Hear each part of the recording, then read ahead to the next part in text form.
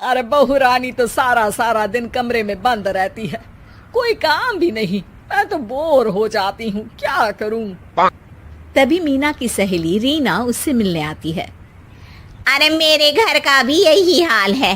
बेटा ऑफिस और बहू कमरे में बंद, समय काटे नहीं कटता।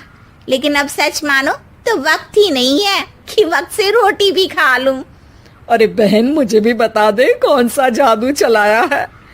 मैं भी अब जिंदगी के बचे कुचे दिन आराम से काट लूं। दीवारें देख देख कर तो बोर हो गई हूँ मैं। रीना मीना को एक स्मार्टफोन देती है।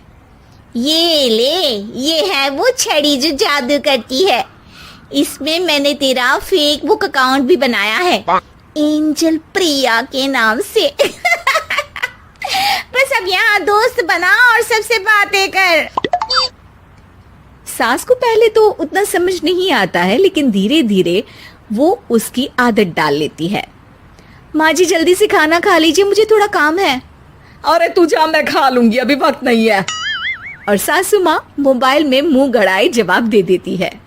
बहू समझ ही नहीं पाती और वहां से कमरे में चली जाती है। अचानक सास को किसी प्यारी पिंकी की फ्रेंड रिक्वेस्ट आती है। अरे वाह, ये तो कोई प्यारी सी लड़की लगती है, बात करती हूँ। सास फ्रेंड रिक्वेस्ट अपनाकर बात करने लगती है। अब क्या था, सास सारा दिन उस सहेली से बात करती, अपनी कहती उसकी सुनती। एक दिन सास फोन पर ही सर गड़ाए। अरे बहू, जरा मंदिर के लिए थाली सजा दे, आज कीर्तन है। बहू फोन पर किसी को मैसेज टाइप करते कहती है। माँ जी क्या है, अब मुझे क्या पता कि आपको कौन कौन से भगवान की पूजा करनी होती है। तभी सास के पास कोई मैसेज आता है। अच्छा अच्छा ठीक है, रहने दे, मैं ही कर लूंगी। अब मैंने मना थोड़ी ना किया है, कर देती हूँ मैं। अब मैंने भी बोला ना कि थोड़ी देर में बात करती हूँ, तो मैं ही कर लेती हूँ, तू जा अपने कमरे में। बहू वहां से चली जाती है। सास मंदिर पहुंचती है और मंदिर की सीढ़ियों पर बैठकर सास फोन पर लिखती है। अरे मेरी बहू सारा दिन अपने कमरे में बैठी रहती है। वहां से रिप्लाई आता है। मैं आपकी बहू को तो जानती नहीं हूँ, लेकिन हाँ एक बात है, हो सकता है आपने उसे ताने दिए होंगे या फिर उसका दिल दुखाया होगा। ऐसा करने पर बहुओं का मन ससुराल से हट जाता है। याद रखिए, बहू और बेटी में फर्क होता है। सास घर जाती है और बहू से बड़े ही प्यार से बात करती है, उसके लिए खाना बनाती है, उसे गिफ्ट में साड़ी भी देती है। जिसके बाद अगले दिन, माँ जी चलिए, आज मैं भी आपके साथ मंदिर चलती हूँ। आते वक्त भोले भैया के गोलगप्पे खाकर आएंगे।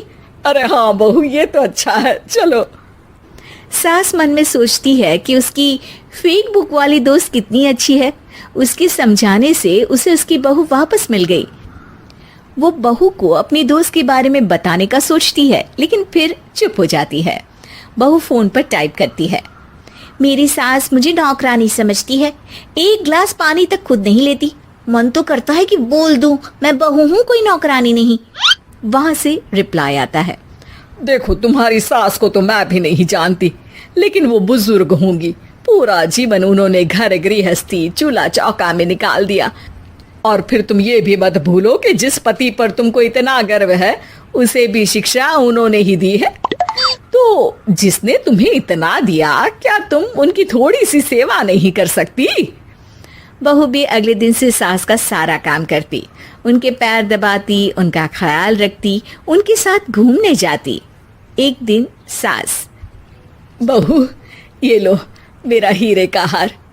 पहले तो सोचा था कि अपनी बेटी को दूंगी, लेकिन आज जब मेरे हाथ पैर में दर्द था तो तुम मेरा साथ दे रही थी। समय पर खाना पानी देकर तुमने ही मेरा बुढ़ापे में साथ दिया। उसके हिस्से का बहुत कुछ मैं उसे दे चुकी हूँ, लेकिन ये अब तेरा। बहू तो ये देखकर खुशी से उछली जाती है। वो सास को गले लगाकर कहती है। माँ जी, आज सच में बहुत अच्छी है। भला हो उस एंजल प्रिया का, जिसने मुझे आपसे वापस मिलवा दिया, वरना मैं तो हमेशा आपको गलत ही समझती। मैं तो सोचती थी काश वो एंजल प्रिया मेरी सास होती। क्या नाम लिया बहू? एंजल प्रिया तेरी फेक बुक फ्रेंड है?